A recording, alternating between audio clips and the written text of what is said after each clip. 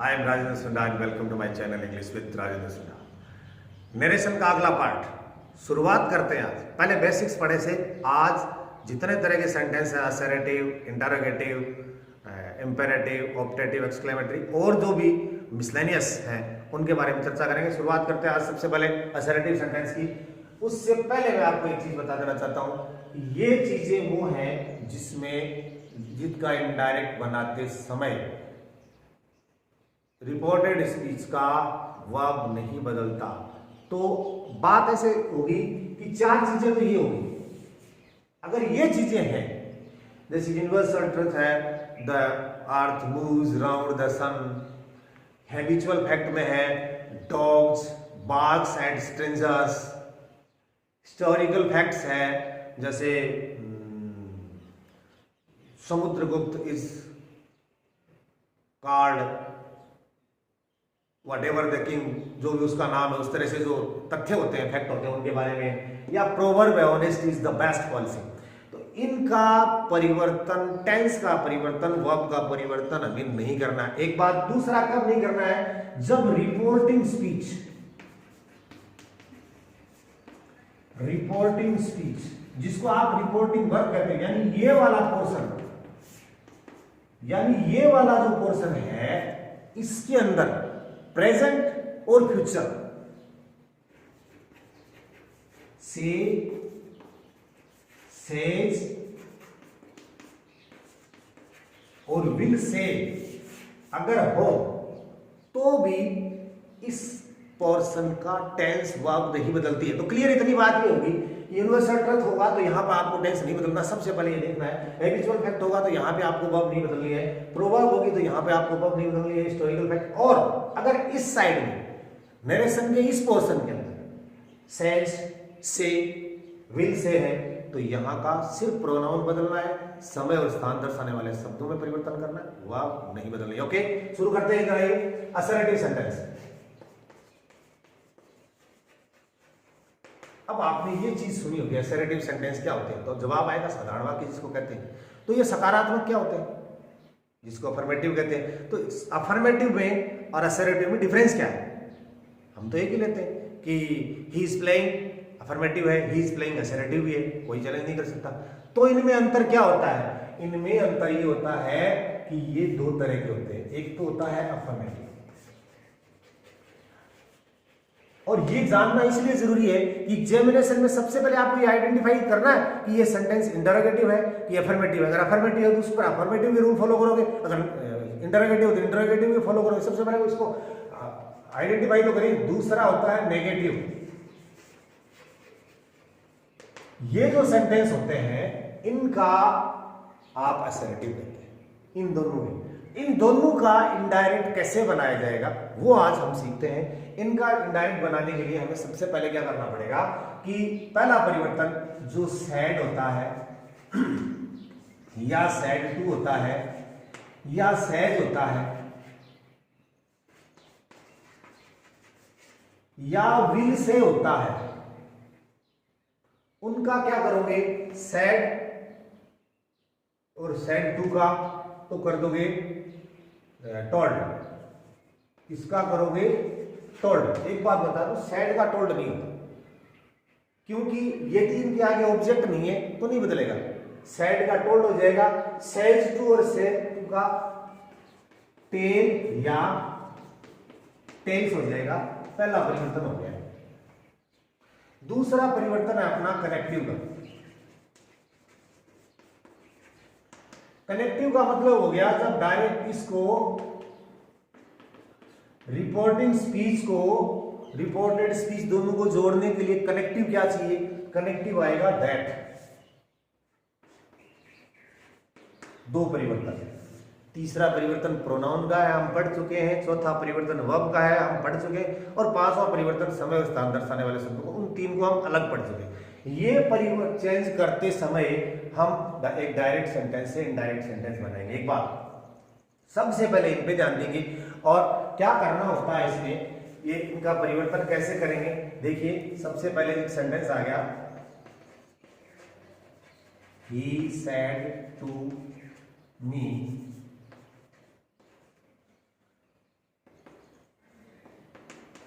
I am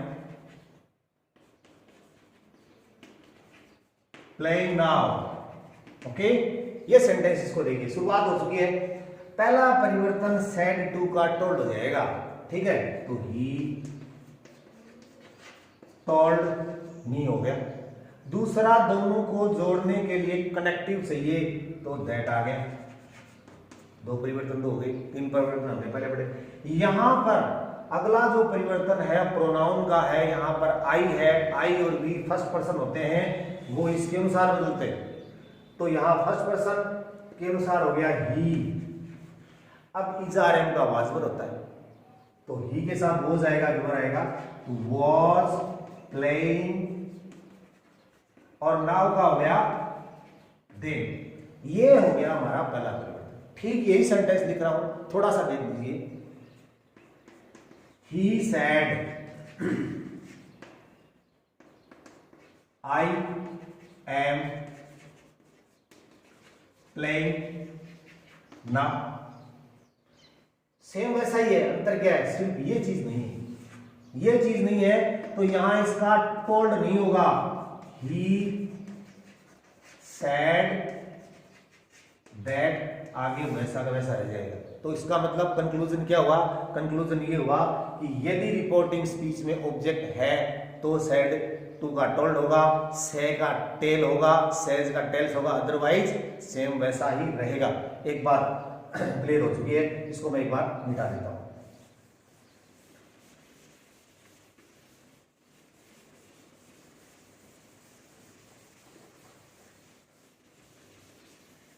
अगली चीज देखिए, she said you are a good boy. Okay, इसको करेंगे तो सबसे पहले क्या होगा, सी और सेड आगे ऑब्जेक्ट दिए तो हमने सेड कर दिया। लेकिन आगे जाते एक बात की दिक्कत ये आ गई कि ये तो सेकंड पर्सन है, ये तो सेकंड पर्सन यू है, यू ऑब्जेक्ट के अनुसार बदलेगा, तो यहां यू से ऑब्जेक्ट बदलने के लिए तो ऑब्जेक्ट है ही। अब क्या करें, जब आपको यू को बदलना हो, ऑब्जेक्ट आपको ना मिले, तो you will have to imagine the object, imagine करना पड़ेगा। अब इमेजिन आप कहोगे क्या करें, क्योंकि ऑब्जेक्ट तो ये होते हैं जनरली, जैसे मी, अस, हिम, हर, देन, या किसी का नाम ये है, किसको इमेजिन करें, कौन से वाला करें, आपकी मर्जी है, आप जिसको चाहो उसको इमेजिन करो। ऑब्जेक्ट यहां पर आपको लाना है, और कैसे लाओगे, ही सेड का यहां फिर करोगे, आप देखो यहां कर दोगे टॉल्ड। अब आपको जो अच्छा लगे, जैसे मान लीजिए कि आपने मी को कर लिया, तो मी को इमेजिन करके आपको ब्रैकेट में बंद करना है। किसी ने अस कर लिया तो अस को कर दो, हिम कर लिया तो हिम को कर दो, दे करना दे दो, यहां नहीं मिले तो आपको इस तरह से आपको इमेजिन करना है। अब अपन क्या करेंगे, अब इसके अनुसार बदल जाएगा ये, यू सब्जेक्टिव है, मी का सब्जेक्टिव आई होता है, इज आर एम का वॉज होता है, वॉज ए गुड बॉय। इस तरह से आप इस सेंटेंस को बदल सकते हैं। नेक्स्ट सेंटेंस देखिए, कुछ और एग्जांपल करते हैं।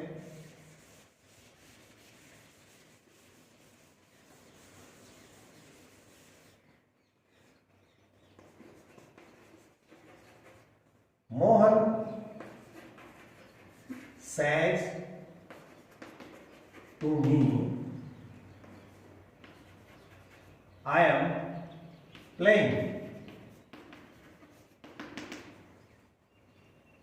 तो यहां हम करेंगे, मोहन सेज टू आ गया तो टेल्स कर दो, टेल्स में कनेक्टिव दैट लगेगा, कोई प्रॉब्लम नहीं है, तो कनेक्टिव दैट लग गया। आई फर्स्ट पर्सन है, मोहन के अनुसार आ जाएगा ही, फर्स्ट पर्सन है इसके अनुसार बदलेगा, मोहन है तो ही, सीता होता तो ही, सॉरी सी, अगर कोई लड़की का नाम होता तो सी हो जाता, तो हो गया। अब बात रही, एक नियम ये कहता है कि यदि ये देखिए इधर प्रेजेंट और फ्यूचर में है तो आगे का टेंस नहीं बदलते हैं, क्योंकि हमें मिल गया ये यहां ये प्रेजेंट और फ्यूचर में है तो इसका टेंस नहीं बदलेंगे, इसका टेंस प्रेजेंट कंटिन्यूस है तो प्रेजेंट कंटिन्यूस रहेंगे। अब यहां पर आप करोगे इज प्लेइंग। अब आप एक बात ये कह सकते हो कि बदल गया, एम का इज तो हो गया, टेंस नहीं बदला है, ही के अनुसार इज आया है, टेंस वही है, इज आर एम में से ही एक सुना है। अगर टेंस बदलता तो वाज या वर होता। ओके, पहली बात। दूसरी चीज देखते हैं इसमें, अगर कोई यूनिवर्सल ट्रूथ आ जाए, ऐसे ही सेंटेंस एग्जामिनर पूछता है, टीचर्स है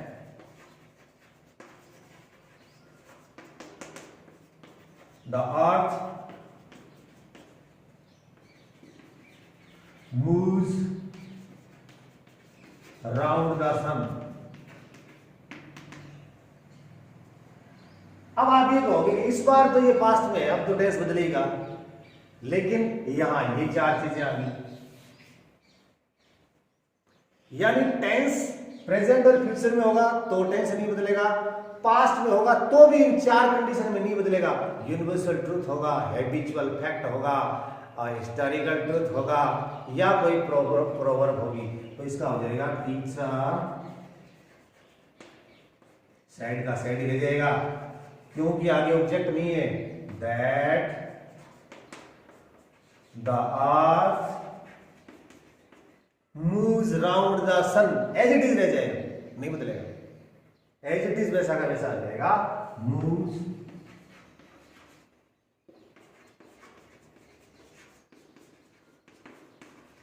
सन, क्योंकि ये यूनिवर्सल ट्रूथ था।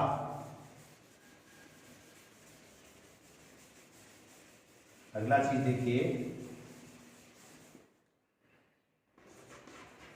She said to me I will not do your work, I will not do your work. अब देखो, सी सेड टू का टोल्ड हो गया, और दोनों को जोड़ने के लिए कनेक्टिव क्या आएगा, दैट आएगा। आगे आई और वी, यहां पर ये याद कीजिए, अगर आई और वी हो तो इधर आ जाना, अगर यहां पर यू हो तो इधर आ जाना,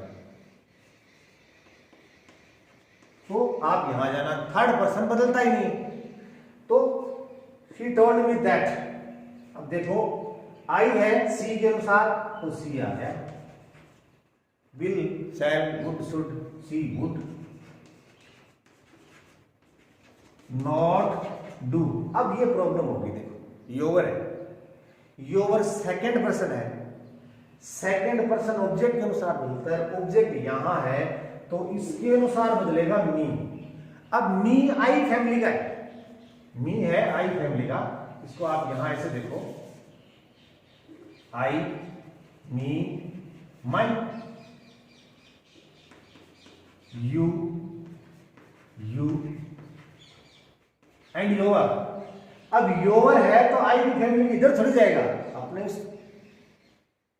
सीक्वेंस में जाएगा, पजेसिव में ही जाएगा, ये पजेसिव है, ये सब्जेक्टिव है, ये ऑब्जेक्टिव है, ये पजेसिव है, तो पजेसिव का ही लिखलेगा तो यहां आएगा my, that she would not do my work. अब ये आपको कंफ्यूजिंग लगता है कि ऐसे माई कैसे आ गया, कौन किसका काम कर रहा है, लेकिन ये सही है, आपको इस टेबल के अनुसार ही बदलना होता है। और ये जो परिवर्तन होते हैं इसमें प्रोनाउन का परिवर्तन, वो एक थोड़ा सा मैं आपको यहाँ टेबल बताता हूं, उसके अनुसार आपको करना होता है। कई बार एक चीज और है, देखो वोकेटिव केस में आ जाता है सेंटेंस। वोकेटिव केस का मतलब जैसे ऐसे आ गया, टीचर्स है, टीचर, स्टूडेंट्स, अब उसके आगे जो भी चीज आ जाए, या फिर you are doing good,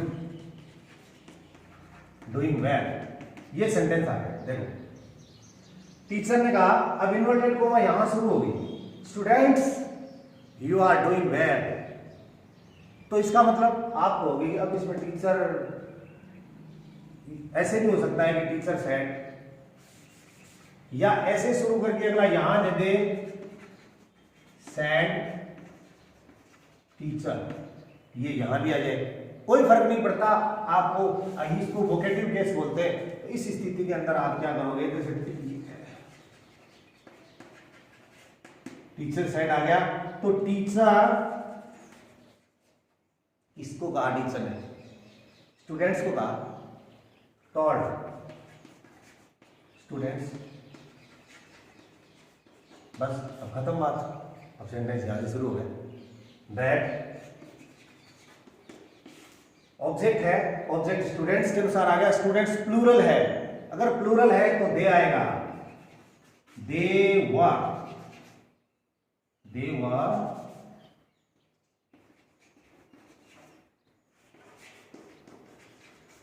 doing well या गुड। तो उम्मीद करते हैं कि असर्टिव सेंटेंस जिसमें नेगेटिव मैंने नहीं आपको बताया नहीं है अभी, वो आपको अच्छी तरह से समझ में आए होंगे। अगर आपको अच्छी तरह से समझ में आए तो अच्छे वाले लाइक करना। धन्यवाद।